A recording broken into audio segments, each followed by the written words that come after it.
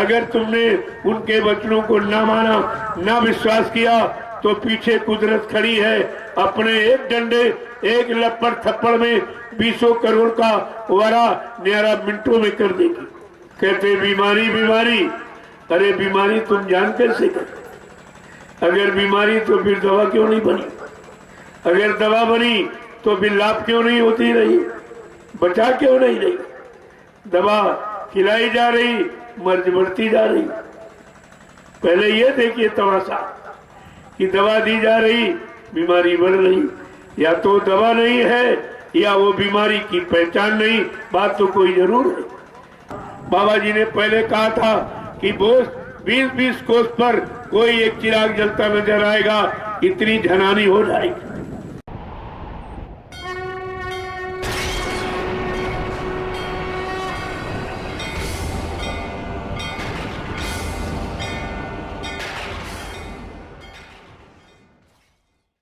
और अभी क्या, अब कुदरत ने अपना चार्ज संभाला है, सबकी अकल ठिकाने हो जाएगी।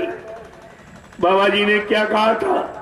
अभी महात्मा समझा रहे, सब तरफ से मना रहे, जगा रहे, चिता रहे, होश पे लाके खड़ा कर रहे और तुम्हें पाप कर्मों से बचा भी रहे। अगर तुमने उनके वचनों को ना माना, ना विश्वास किया, तो पीछे कुदरत खड़ी है, अपने एक डंडे, एक लपड़ थप्पड़ में 20 करोड़ का वारा न्यारा मिनटों में कर देगी। सबकी अकल ठिकाने।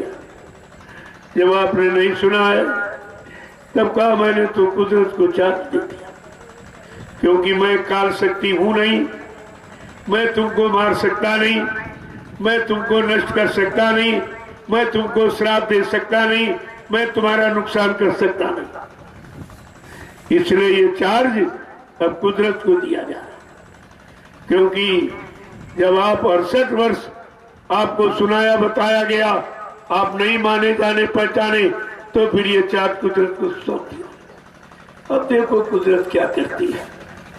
अभी तो एक छोटा सा नजारा आपने देखा कुदरत का, सारा विश्व चकाचौंध हो गया और समझ में किसी के नहीं आया क्या है। कहते बीमारी बीमारी, अरे बीमारी तुम जान कैसे कर? अगर बीमारी तो फिर दवा क्यों नहीं बनी? अगर दवा बनी तो फिर लाभ क्यों नहीं होती रही? बचा क्यों नहीं रही? दवा खिलाई जा रही, मर्ज बढ़ती जा रही। पहले ये देखिए तमाशा कि दवा दी जा रही, बीमारी बढ़ रही। या तो दवा नहीं है या वो बीमारी की पहचान नहीं, बात तो कोई जरूर है। या तो तुम बीमारी नहीं जान पाए हो या बीमारी की वो दवा नहीं तैयार कर पाए हो, इसमें कोई न कोई कारण जरूर है। जब तक तो वो कारण समझ में नहीं आएगा, किसी समस्या, किसी बीमारी का आप निवारण नहीं कर सकते। ये सब आपको समय से जानकारी मिली थी। ये तो बाबा जी ने पहले ही कह दिया था, नई नई बीमारियां होंगी, एक की दवा 100 में न मिलेगी। यानी लाशें पड़ेंगी घर घर में, उठाने वाले मिले न यार। जमाना बदलेगा, एक मरेगा, जब तक घाट पर ले जाओगे दूसरा, तब तक तीसरा, तब तक चौथा। इस तरह की भरमार हो जाएगी, तुम ढो नहीं पाओगे, उठा नहीं पाओगे, ले नहीं जा पाओगे, कहीं जगह इनको गाड़ने चलाने की रह नहीं पाएगी। तब तुम क्या करोगे? जब बाबा जय गुरुदेव जी महाराज सारे देश को, सारे विश्व को ये संदेश दे रहे थे कि ऐसा खराब समय, ऐसी खराब लाइलाज बीमारियां आने वाली हैं, डॉक्टर को खबर नहीं लगेगी, 1 मिनट में इंसान चक्स हो जाएगा। तब लोग हंसते थे, कहते बाबा पागल हो गए। ये कहते थे, ये पागल हो गए, क्या कह रहे? अरे वो त्रिकालदर्शी, वो भूत भविष्य वर्तमान को देख के कह रहे, और तुम यानी वो दूरदर्शी, तुम निकटदर्शी भी नहीं हो। तुमको अपने पैर के नीचे का नहीं दिखाई दे रहा कि हमारा अगला कदम जहां पड़ेगा वहां अच्छा है कि सच्चा है? कुछ नहीं मालूम। तो आप देखते जाइए, अभी जाग जाओ, अभी वक्त है। गुनाहों से तुम तौबा कर लो, फिर ना कहना कि हमने सुना था पैगाम नहीं।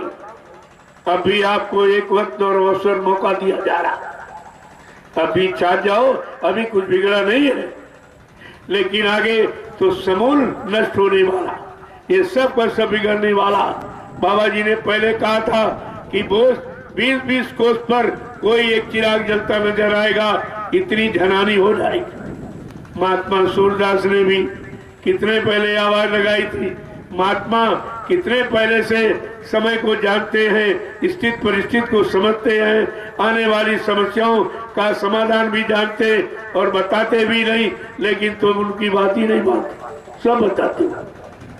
महात्मा सूरदास ने कितने पहले कहा था कि रे मन धीरज क्यों न धरे, संबत 2000 के ऊपर ऐसा योग पड़े, पूरब पश्चिम उत्तर दक्षिण 34 काल फिरे, अकाल मृत्यु जगमाही व्यापे, प्रजा बहुत मरी। देखिए सूत्र आज लागू, कहा था अकाल मौत जगमाही व्यापे, प्रजा बहुत मरे। और क्या कह रहे आगे, जब ये सब सफाया हो जाएगा, कुकर्मियों का, दुष्कर्मियों का, व्यभिचारियों का, कुचारियों का, अत्याचारियों का, यानी जब मांसाहारियों का जब सफाया हो जाएगा, कहते सहज वर्ष लग सतयुग व्यापेगा, तब सतयुग अपना पदार्पण करेगा। गंदगी में कोई नहीं आता। जब कोई मेहमान तुम्हारे घर आता, क्या गंदगी में बैठाते हो? कितनी सफाई करते हो? और ऐसा मेहमान सतयुग ऐसा, यहाँ कोई मेहमान ही नहीं जो आ रहा, उसके लिए आपने कोई सफाई, ये सब गंदगी फैला रहे हो। सारा गंदा खान पान, सारे गंदे भाव विचार, सारे गंदे कर्म, इसके सिवा कोई स्वच्छता और सफाई का काम ही हो ही नहीं रहा, तो सतयुग कैसे आएगा? लेकिन आएगा जरूर, और आएगा तो पहले सबको साफ कराएगा। हाथ का गंदला समय साफ हो जाएगा, सब गंदगी एकदम साफ हो जाएगी। तो वो सब आपको बताया गया।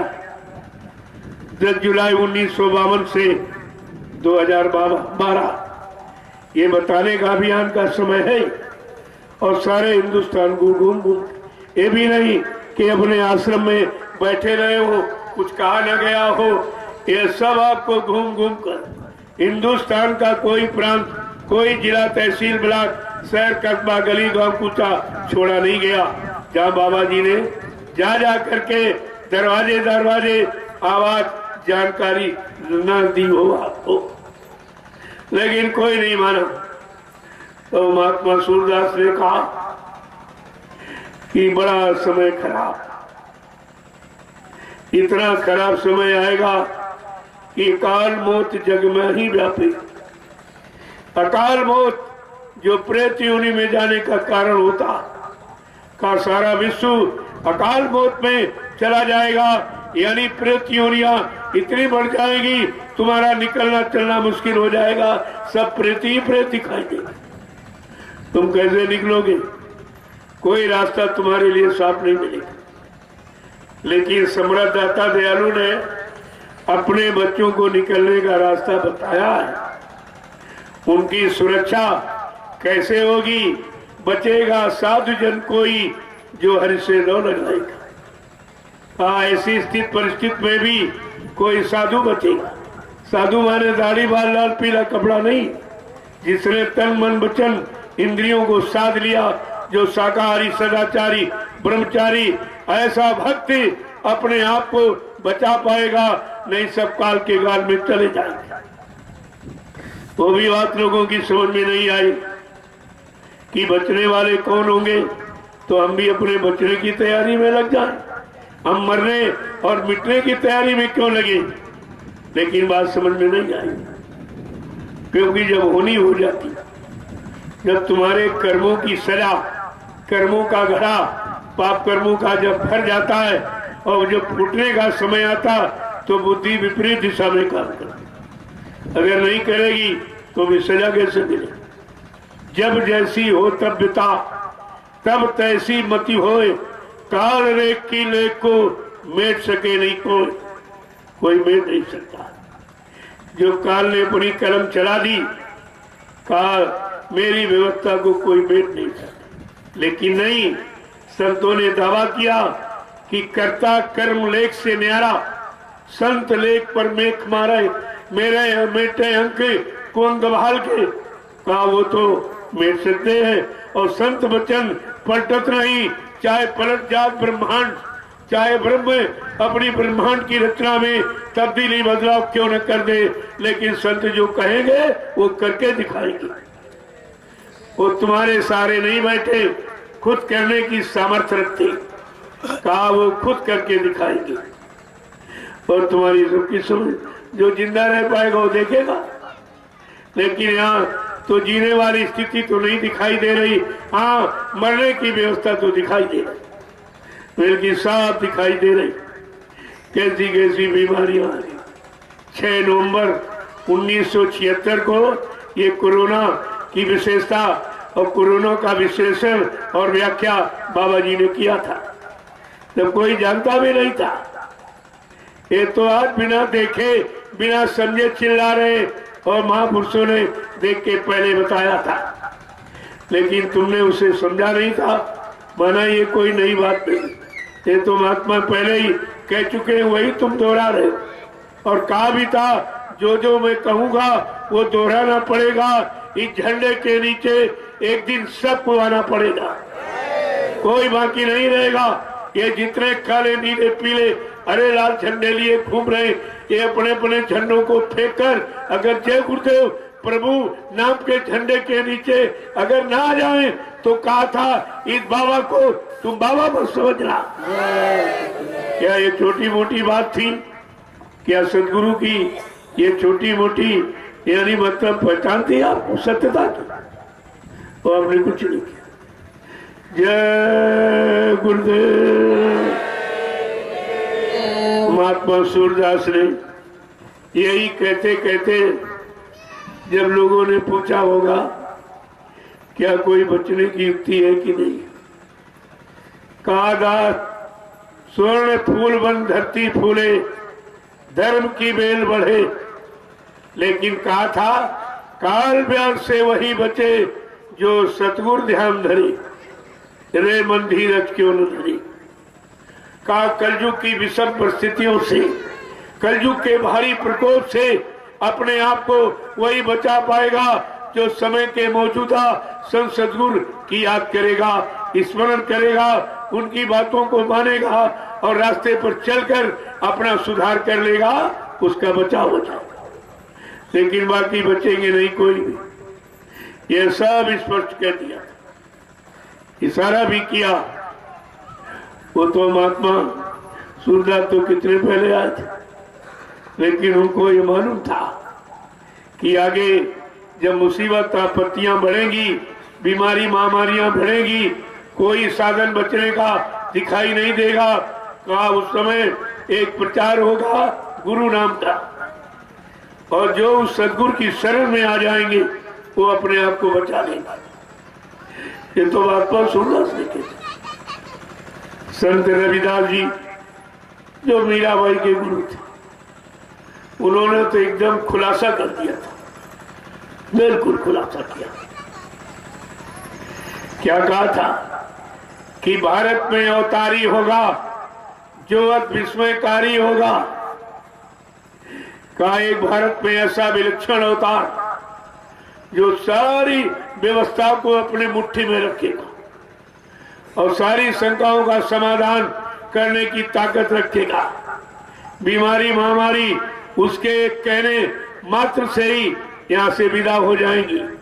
कहता ऐसा अवतारी संत। और क्या कहा था, कई बार मर के जिएगा, कई बार मरेगा।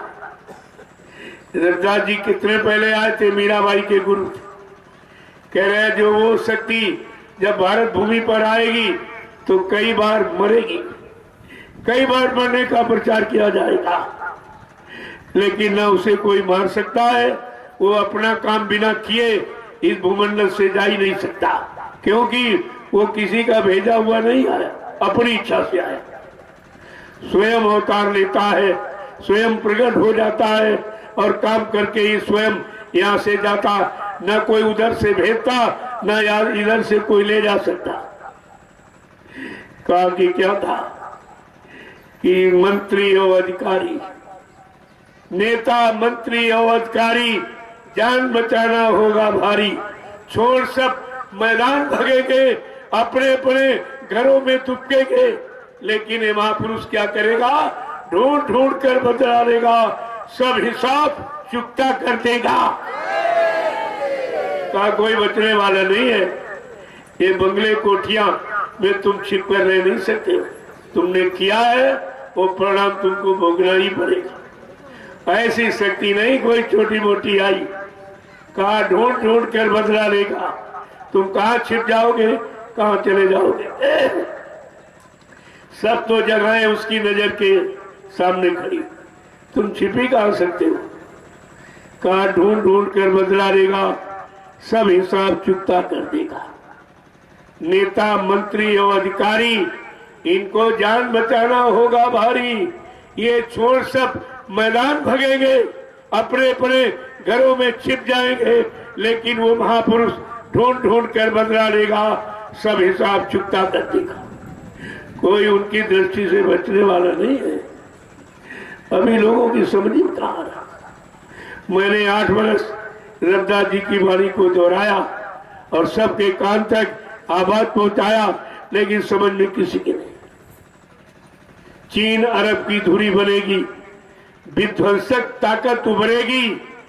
कब कहा था, आज ये विध्वंसक ताकत उभरी और सारे विश्व को चकनाचूर कर दिया, सब विध्वंस कर दिया। देखो ये सब कुछ बताया, तो जब सब कुछ बताया है तो वो तो झूठ होगा नहीं। संतवाणी कभी झूठ नहीं होती, उसका समय सिद्ध होने का निश्चित है। समय के पहले कुछ नहीं, और वो समय आ गया है। एक एक वचन, एक एक वाणी आपके सामने नजरअंदाज है। आप समझिए और सोचिए और विचारिए और अपने आप को तत्काल मोड़ने की और जोड़ने की कोशिश करो, नहीं तो विनाश की स्थिति किसी को छोड़ेगी नहीं। जय गुरुदेव, जय गुरुदेव, जय गुरुदेव। नाम किसका? जय गुरुदेव। नाम किसका? प्रभु का प्यारा नाम। खड़े हो जाइए आप लोग। सबको कितनी देर में आप खड़े हो पाते? जब तुम खड़े नहीं हो पाए तो चलोगे कब? चलोगे नहीं तो पहुंचोगे कब? नहीं पहुंचो तो एक कुदरत की मार खाते रहोगे। तो सब जो इशारा बच्चों के माध्यम से हो रहा है, ये सब किसी इंसान के बच्चे नहीं, ये समर्थ संत महापुरुष के बच्चे, और एक एक करके तुम्हारे सामने सिद्ध हो जाएगा। अभी देखते जाइए आप, और कोई कुछ नहीं कर सकता। जय गुरुदेव, जय गुरुदेव, जय गुरुदेव। नाम किसका? प्रभु का। प्रभु का प्यारा नाम। जोर से बोले, सब मिल बोले, बोलना होगा। अभी से बोले, दुख दर्द हरेंगे, सब कष्ट मिटेंगे, सुख शांति भी देंगे। सबके दाता, सबके मालिक, प्रेम से बोलो। ये नाम नहीं इंसान का, नाम है प्रभु ये का। काम नहीं इंसान का, ये काम है प्रभु का। अब इंसानों के नाम से कोई काम किसी इंसान के बस का नहीं है, चाहे कोई नेता हो, चाहे कोई महात्मा हो। ये परिवर्तन की घड़ी है, किसी के बस की बात नहीं। इसलिए अभी तुम्हारे लिए वक्त है, चुपचाप अपनी जगह बैठ जाइए। जो कहा जाए उसको सुनो और करो, तो तुम्हारा बचाव हो सकता है। जिद और हट में, अहंकार, गरूर, गुमान, घमंड में सिवाय विनाश के तुम्हारे हाथ कुछ लगने वाला नहीं है। जय गुरुदेव। अब आप चलिए बड़ी बड़ी सेवा। देखो जो तुमने रात्रि सेवा की उसका सीधे प्रसारण इन लोगों ने, बच्चों ने किया, और लोगों ने देखा तो आश्चर्यचकित रह गए होंगे कि यहाँ दिन में लोग डरते निकल नहीं करते नहीं निकलते, ये रात में सब क्या कर रहे हैं, कौन शक्ति से जुड़े हैं, कौन शक्ति इनको काम में लगाए हैं, और चैलेंज कर रही कि मेरे यहाँ कोई प्राकृतिक प्रकोप नहीं होगा, क्यों मैं प्रकृति के खिलाफ कोई कार्य करता ही नहीं, प्रकृति को नाराज करने वाला न कोई काम करता हूँ न करवाता हूँ। जब प्रकृति नहीं नाराज होगी तो तुम्हें सजा ही कौन दे सकता। और ये सबके सामने दिखाया जा रहा कि रात और दिन कितने लोग इकट्ठे हैं, एक साथ रह रहे। मैं पारस्परिक प्रेम प्यार मोहब्बत सिखाता हूँ, ये दूरी सिखाती, बहुत अंतर है। ये दूरी या नजदीकी बिल्कुल एकदम उल्टा है। वो कहते बीमारी या कोई बीमारी नहीं, यहाँ कोई बीमारी नहीं, क्योंकि ये 88,000 ऋषियों की तपोभूमि पूर्ण सुरक्षित है, यहाँ कुछ नहीं हो सकता। अगर सब लोगों ने उस भूमि की मर्यादा, उस भूमि की मतलब यानी महत्व को, गौरव गरिमा को अगर समझा होता तो ये भूमि तो बिल्कुल एक अनोखा टुकड़ा है, ये विश्व का अनोखा टुकड़ा। इतनी बड़ी संख्या ऋषि मुनियों की कहीं पर इकट्ठी होकर तपस्या नहीं किया, यानी भूमि को पाक साफ निर्मल पवित्र नहीं बनाया। तभी तो सतयुग के अंकुरण निकलने का इसी भूमि से संकेत हुआ, और हमें आपको उसे समझना चाहिए था ना। आपने तब समझा और अब जब हो रहा तब भी आप नहीं समझ पा रहे। जय गुरुदेव। देखो हमको अपने काम से फुर्सत, मैं किसी की निंदा आलोचना बुराई करने सुनने का मेरे पास समय ही नहीं, क्योंकि मुझे काम करना है और लोगों को निंदा चुगली करनी। वो अपना काम कर रहे, मैं अपना काम कर रहा हूं। उनको अपने काम से फुर्सत नहीं, हमको अपने काम से फुर्सत। अब आपको समझना है काम को कि वो काम क्या, ये काम क्या। उस काम से किसी का भला हो सकता जब वो अपने मन का शुद्धिकरण नहीं कर पाए, निंदा आलोचना बुराई क्रिटिसाइज में फंसा दिया, तो वो तुम्हारा सुधार कहां कर सकती। और यहाँ जो हो रहा सामने हो रहा, इसलिए ये परमार्थी सेवा ये सबको संदेश दे रही है। जबकि आज सब मौन, कोई नहीं बोल रहा, सबके अंदर डर घुस गया, बिना देखे डर। ये गुमनाम भूत है बीमारी, गुमनाम भूत है, न दिखाई दे रही न समझ में आ रहा और डर रहे हो। अरे भाई कोई चीज दिखाई दे तब डर लगता, तुम बिना दिखे डर रहे हो। और इतना डरा दिया, भयका दिया कि एक तो बीमारी से मरा और 100 उसके डर से मर रहे, उसके डर से भयभीत हो रहे। उनका तो ऐसे ही हार्ट अटैक हो रहा है। ऐसी अव्यवस्था फैला दी है कि बचना बड़ा मुश्किल हो जाएगा। जय गुरुदेव। ये तो ऐसी भूमि है, पहली बात यहाँ जो आता ठीक हो जाता। अगर जाने का समय होता है तो उसको भेज दिया जाता है, उसे जाने में कोई तकलीफ नहीं होती, क्योंकि जीवात्मा की तकलीफ तो तुम जाते नहीं हो।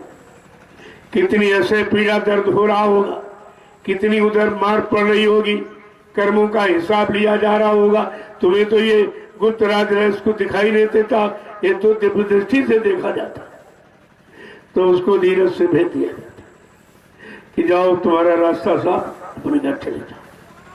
तो तुम उसी में रोना धोना शुरू कर दो, चला गया चला गया, चला नहीं गया अपने घर गया, चला कहीं नहीं गया अपने घर गया, और तुम यहाँ रोने चिल्लाने में पड़े हो, तो वो काम उसका हो गया। लेकिन से इस अंतर्दृष्टि अंतर्भाव को कौन जानेगा, कौन समझेगा। जय गुरुदेव। देखो प्रसाद दो काम करता, आर या पार। या तो बचा देगा, अगर श्वासों की पूंजी होगी तो बचा दिया जाएगा, अगर पूंजी खत्म हो रही है तो भेज दिया जाएगा। प्रसाद दोनों काम करता है, इधर भी काम करता है, उधर भी काम। लेकिन तुम प्रसाद के दोनों गुणों को नहीं जानते हो, तो क्योंकि तुम सत्संग वचनों को सुनते नहीं हो, समझते नहीं हो, और उसके आधार पर आप चलते नहीं। जय गुरुदेव। देखो यहाँ आए हो, तुमको सेवा करो, बगने की कोशिश मत करो कि जहां जाओगे वहां बीमारी बैठी है तुम्हें लपेट लेगी। जो लोग यहाँ से भग के गए फिर लौट आए। मैंने जब कहता हूं तो मुझे समझ में नहीं आता, घर जाऊंगा, घर कहाँ जाओगे, कहाँ तुम्हारा घर है?